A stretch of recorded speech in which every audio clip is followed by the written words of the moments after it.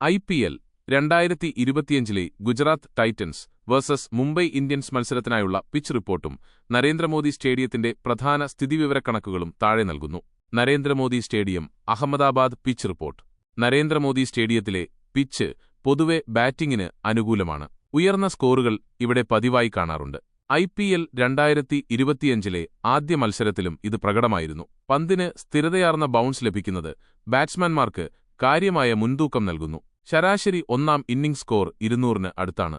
തുടക്കത്തിൽ ഫാസ്റ്റ് ബൌളർമാർക്ക് ചെറിയ രീതിയിലുള്ള മൂവ്മെന്റ് ലഭിച്ചേക്കാം. കളി പുരോഗമിക്കുമ്പോൾ പിച്ച് സാവധാനത്തിലാകാനും സ്പിന്നർമാർക്ക് കൂടുതൽ സഹായകമാകാനും സാധ്യതയുണ്ട്. പിച്ചിന്റെ കടുപ്പവും വരണ്ട സ്വഭാവവും ബാറ്റ്സ്മാൻമാരും ബൌളർമാരും തമ്മിൽ ഒരു നല്ല മത്സരം കാഴ്ചവെക്കാൻ സഹായിക്കും.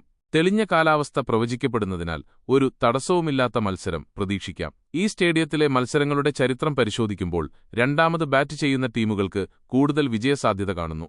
അതിനാൽ ടോസ് നേടുന്ന ക്യാപ്റ്റന്മാർ ചേസിംഗ് തിരഞ്ഞെടുക്കാൻ സാധ്യതയുണ്ട്.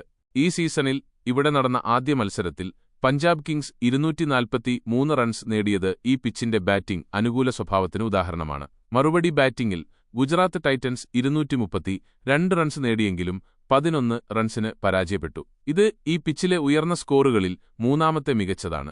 നരേന്ദ്രമോദി സ്റ്റേഡിയം പ്രധാന സ്ഥിതിവിവരക്കണക്കുകൾ. ഗുജറാത്ത് ടൈറ്റൻസിന്റെ ഹോം ഗ്രൗണ്ടാണിത്. ഗുജറാത്ത് ടൈറ്റൻസ് ഈ വേദിയിൽ കളിച്ച 17 മത്സരങ്ങളിൽ 9 എണ്ണത്തിലും വിജയിച്ചിട്ടുണ്ട്.